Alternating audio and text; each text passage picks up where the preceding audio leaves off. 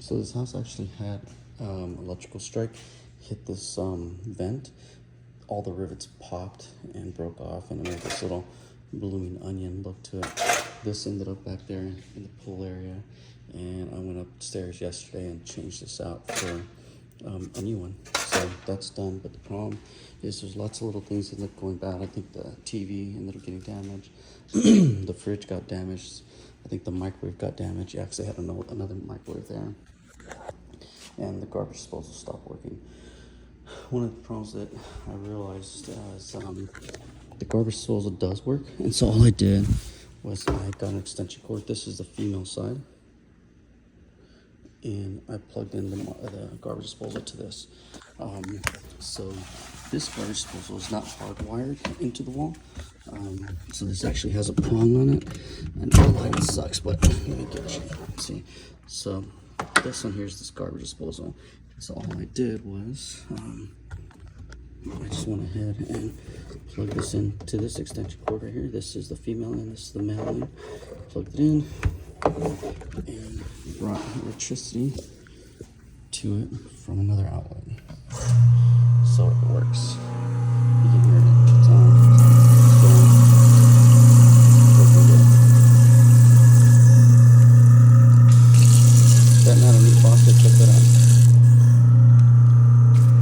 That's cool, huh? I like that. But garbage disposal is working. And so what I ended up doing was trying to see if this was an isolated outlet or not. You can see I already worked on it. And it's not an isolated outlet in that this has its independent power. So I can, from what I can gather, actually, yeah, it doesn't matter if it's isolated or not. The trick was to figure out if I get power to this. This is only a toggle switch. It only have 2 wires, one with the power coming in, and once you turn the switch on, the power goes out to that garbage disposal. And you can see it here. All right, you can see it there. And then what I ended up doing was testing this thing to make sure that I have power to this area. And so I have my neutral here, and then I'll have my power here. And now I've got